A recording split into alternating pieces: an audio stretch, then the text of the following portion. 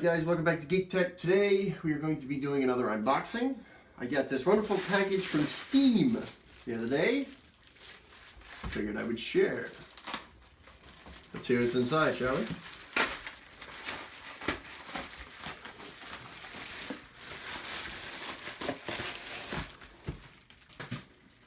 Now that is a nice box. Ooh. We have ourselves the Sream Controller. Play all your Steam games from your couch. All right.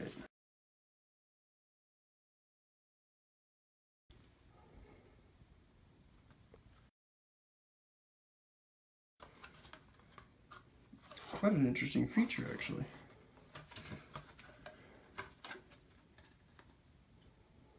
Very rarely do you get something like that.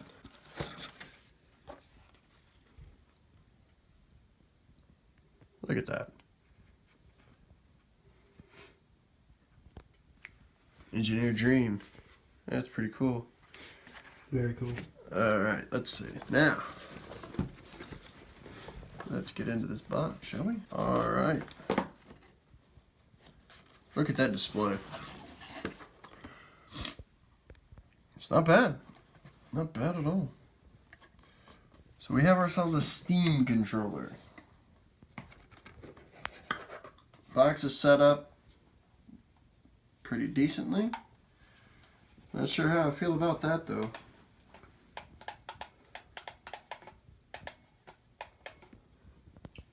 What is it with people not putting battery packs in controllers? Seriously? What the hell? Wow, gotta... Alright.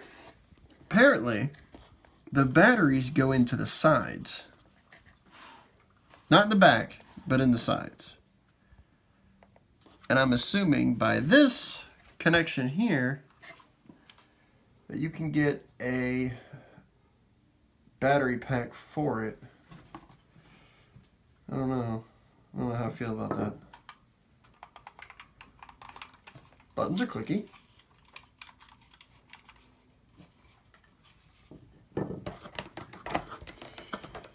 They offer 2 batteries. Duracell.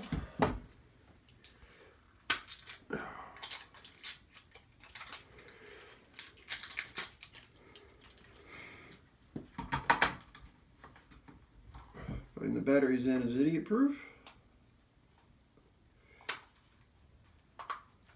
Though kind of awkward because of the design.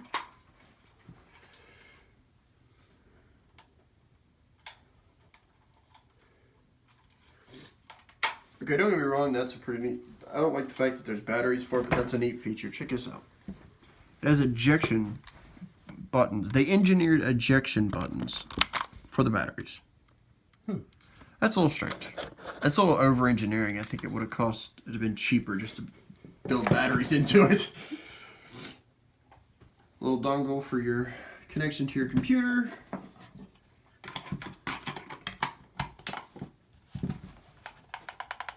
There's your little wireless dongle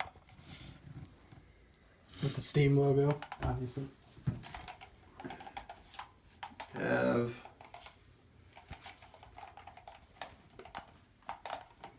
it's not very heavy.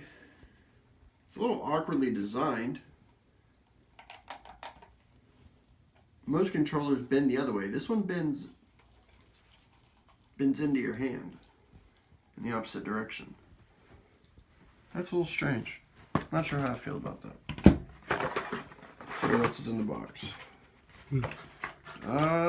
No cords. Just a manual. There's something in there. In the back as well. Oh, maybe there's a cord.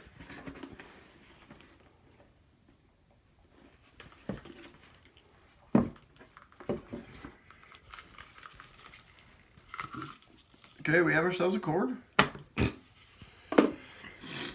Alright.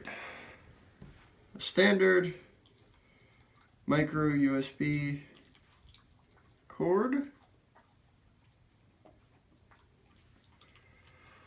for the device a extension box for the wireless. Though the dongle isn't too bad. I don't like the cord, considering the fact, well, the device is only $50, so I guess I really can't complain too much about the cord.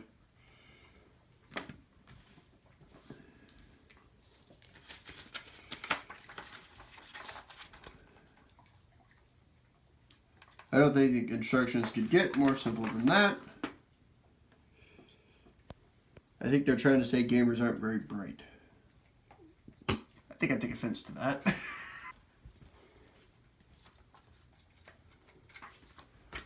Alright.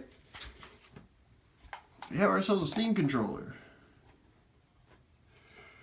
Now from what I've read, these are trackpads.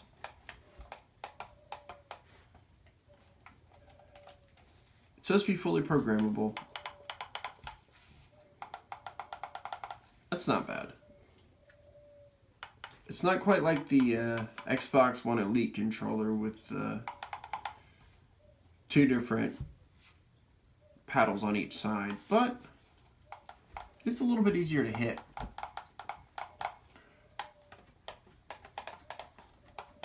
Alright, so next thing we'll show you is the do a little bit of it in action.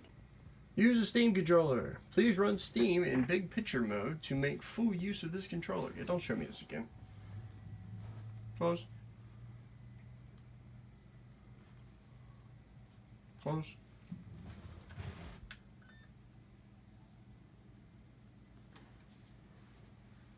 So it was just that simple? There is new firmware for your Sream controller. Please switch to big picture mode to begin the update process. Really? Cool. New firmware is being installed on the controller. Please do not power off the controller. The update can take up to a minute. How do you feel on ergonomics thus far? It's a little strange, to be honest. That's impressive and slightly scary all at the same time. I'm not really sure what's going on. Alright, we're gonna call this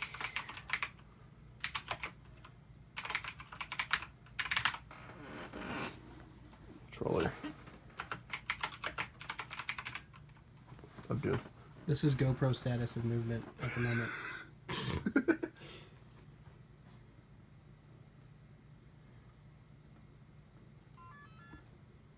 What?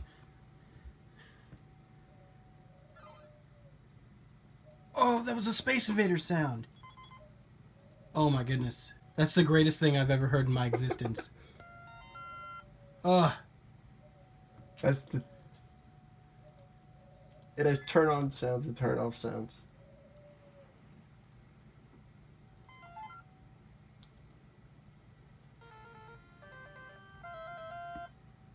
Yep. and then victory. For turning off invaders. That's rad. Steam button brightness. Alright guys, so to close it for the Steam controller, we're going to take a look real fast at the desktop configuration for the controller itself.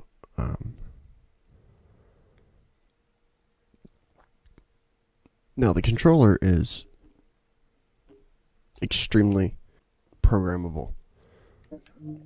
There is quite a lot. Every button you can set up in a lot of different ways. You can set this up to mouse. You can set it up to keyboard configurations, which makes it pretty much usable on almost every game for Steam, which is cool. I mean, it is 100% programmable, which puts it above the programmability from start when the Xbox One Elite controller came out. Now, I don't know if the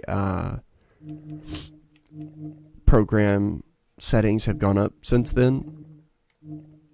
I haven't taken a look at it, but we're going to cover more of that when we do an in-depth of the Xbox One controller.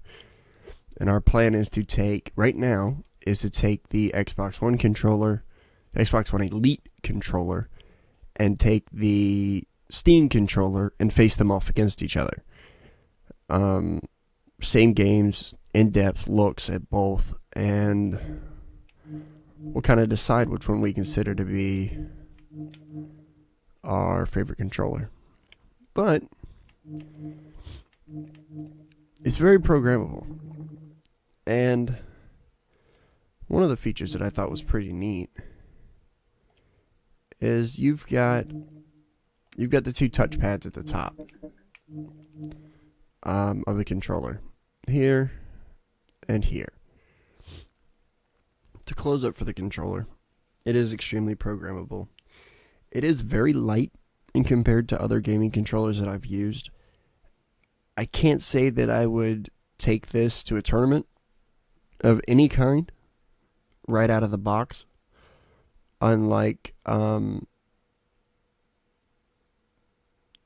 for example the Xbox One Elite controller, which you pull it out and it just feels like a good controller, but it was designed for